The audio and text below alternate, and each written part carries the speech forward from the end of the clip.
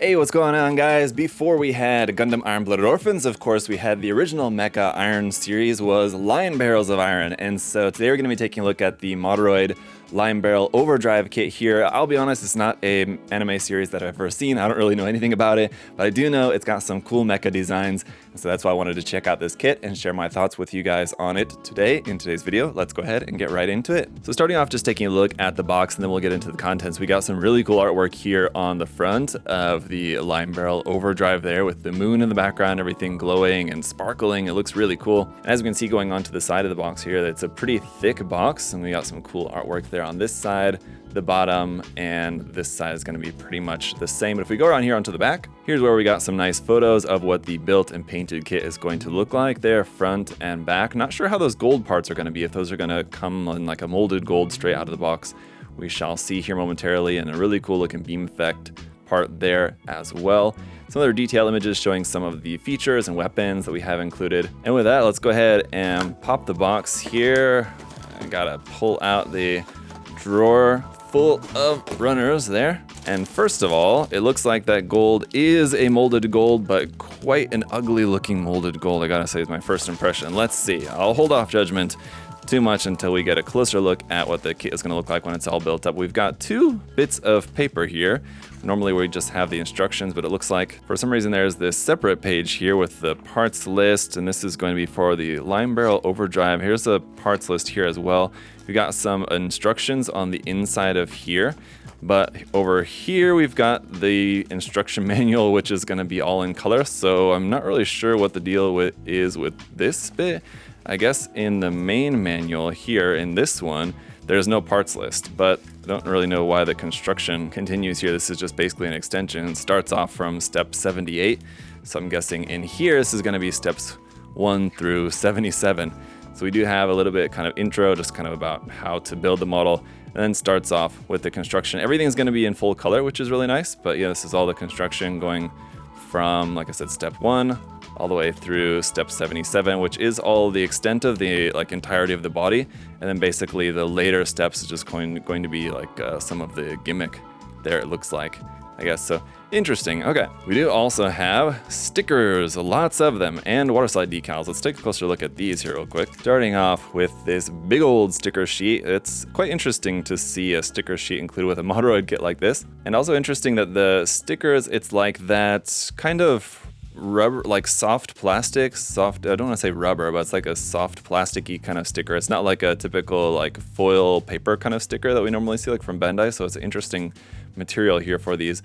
Unfortunate that there's got to be so many stickers. We'll see how those actually end up working on the kit in a moment. And then we got 2 of the decal sheet. Now it is 2 of the exact same sheet, and at first I thought, oh, maybe it's just an error. I just accidentally from the factory I got 2 put into my bag here, but according to the manual we are supposed to have 2, so it is how this is going to come. You are going to get 2 of these in the box, but you can see we got some small little decals here in black, red, white, and yellow, so a few little marking decals, nothing too fancy. And then one other bit that we do have included in here is going to be this black wire and this little pre-painted part there. If you look real close, it's this little white part with the face pre-printed on there in like a green, red, and dark bluish gray, which looks really nice. Getting into the runners then, runner A is going to be here in white with some very fine parts on there. You're going to want to be really careful not to break those. Runner B we have 2 of in this dark gunmetal color there for like the joint parts. Runner C going to be a smaller runner here in navy. Runner D, some parts here in black, which look really nice. Runner E is going to be one little clear part here in a clear turquoise. Then runner F we have 2 of, and this is going to be some more parts here in that dark navy color.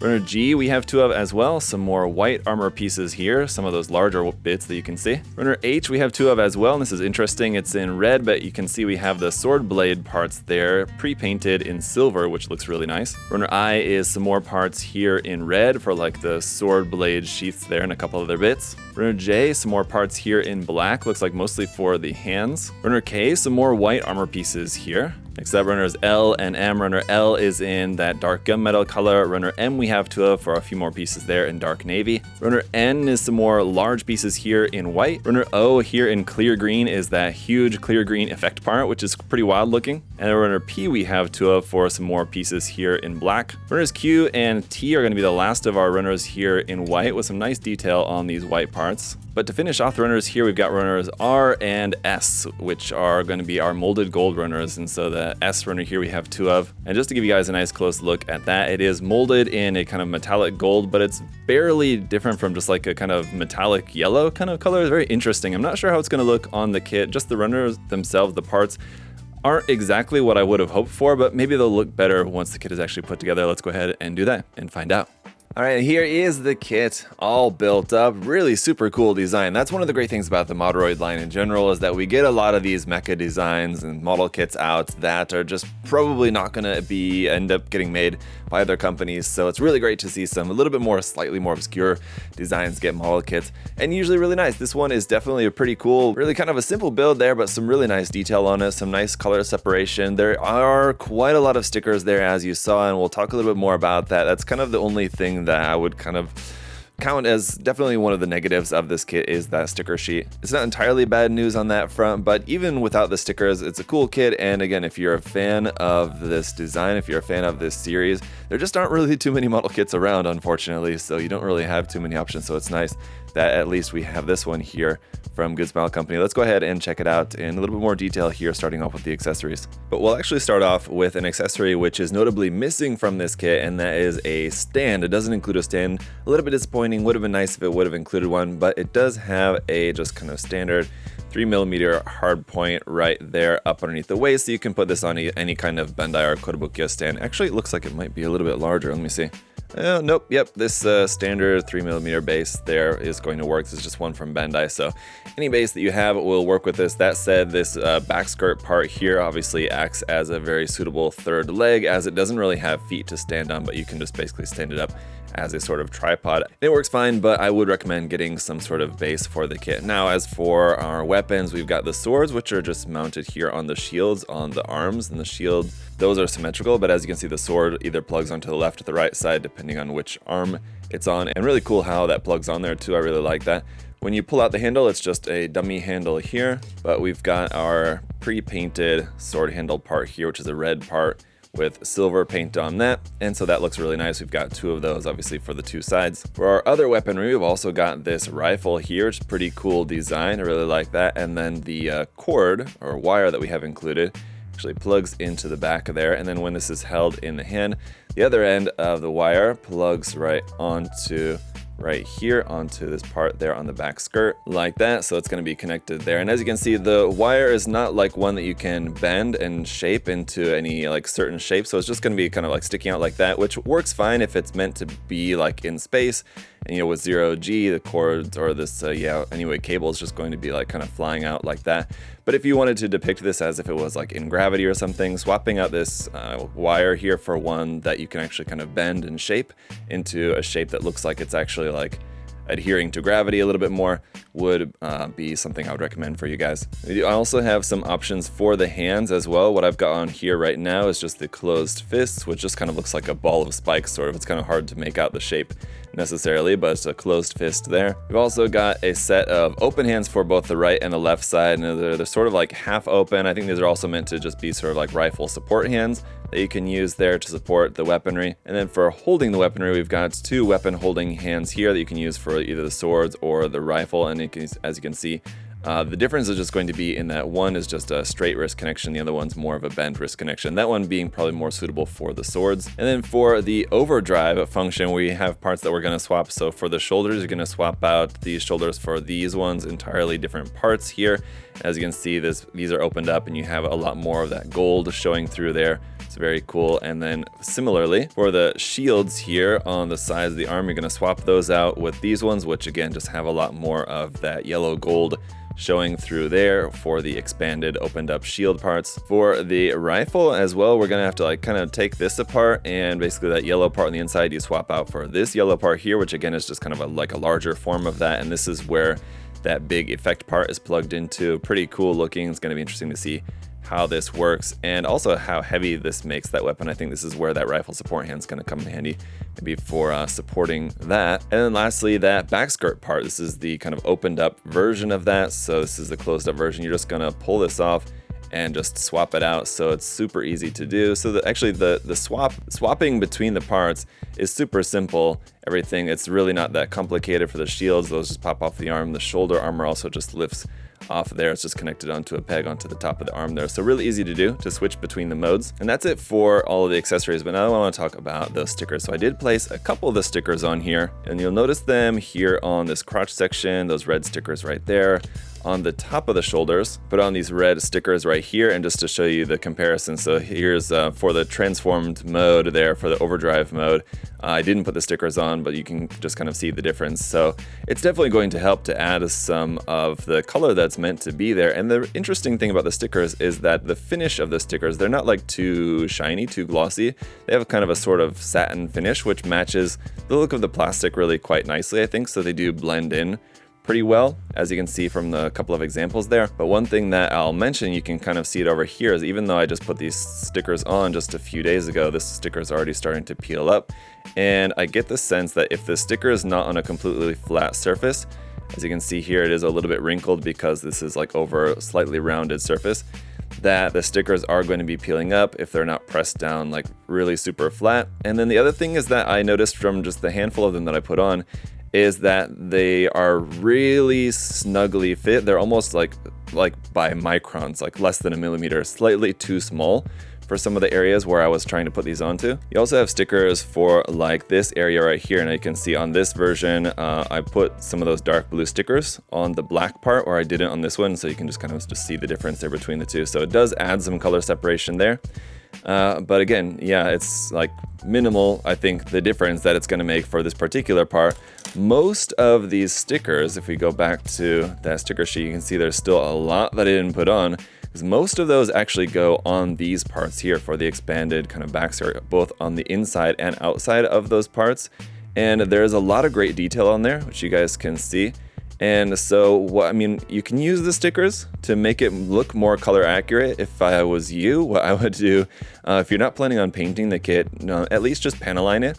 Just panelining in all this nice detail on here would certainly help to just bring out all those details, and you can, show off all the nice details that the kit has without having to rely on these stickers, which I think are ultimately probably just not going to really work all that well, just from the limited experience I've had here just with a few of them. But going back to the kit itself here just for a moment, just to talk a little bit about some of the articulation. The articulation is fairly rudimentary. Like here at the elbow, you can see we do have a double joint, and you're going to get a pretty good bend there.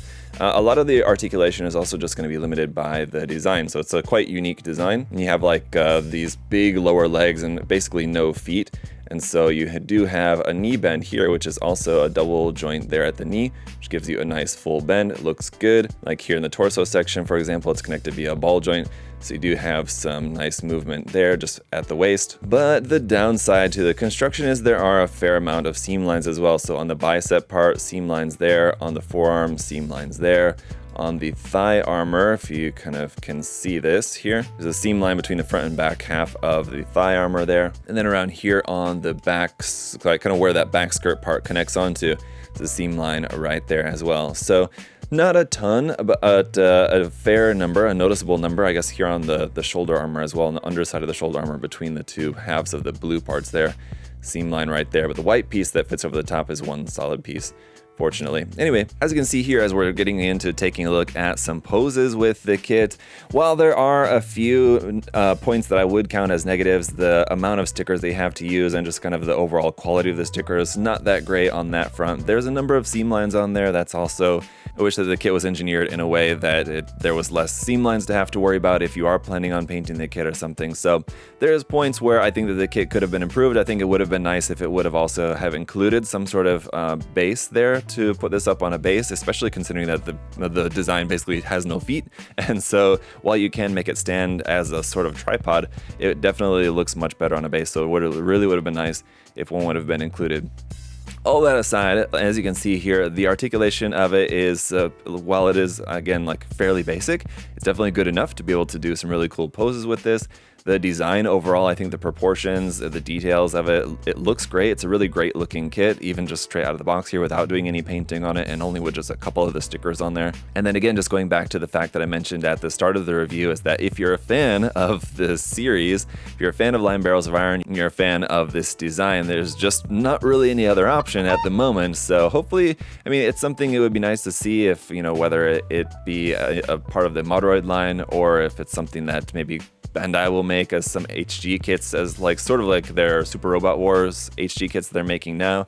If Bandai were to make something like that from this series. But for right now, this is the only option that you have. So it's nice to have a model kit, which it's really nice. And even though it's not perfect, it's definitely one that I could recommend for you guys. Again, if you're fans, if you wanted to check out something a little bit different too, that's the nice thing about the Moderoid kits of different kind of mecha series like this. If you just want to build something different for a little bit of change of pace, if you build like Gunpla or 30 Minutes Missions or, you know, Zoids or whatever all the time, if you're always building one particular type of model kit, it's nice to change it up every now and then, build something a little bit different. This one definitely has a different feel to it, and so it's refreshing in that way. And for that reason, I can absolutely recommend it to you guys. But let me know your guys' thoughts down in the comment section below. What do you think about this kit? What has your experience been like with the Moderoid line? Do you have any particular favorite kits? I think for now, of the limited scope of Moderoid kits that I've built, I think I would say that the Strelitzia is still my favorite. I just have a sweet spot for that kit. Really cool kit, really cool design. But let me know your guys' thoughts in the comment section. And of course, if you want to check out some more of the Moderoid kits, you can check them out at the link in the video description there at USA Gundam Store. Got a bunch of those awesome kits there on the website, and then obviously much more for you guys to check out. So check out that link. And as always, thank you so much for all of your support, leaving a like, making sure that you're subscribed. I really appreciate it, guys. Thank you so much. Till next time, hope you guys all have a great day. See you later.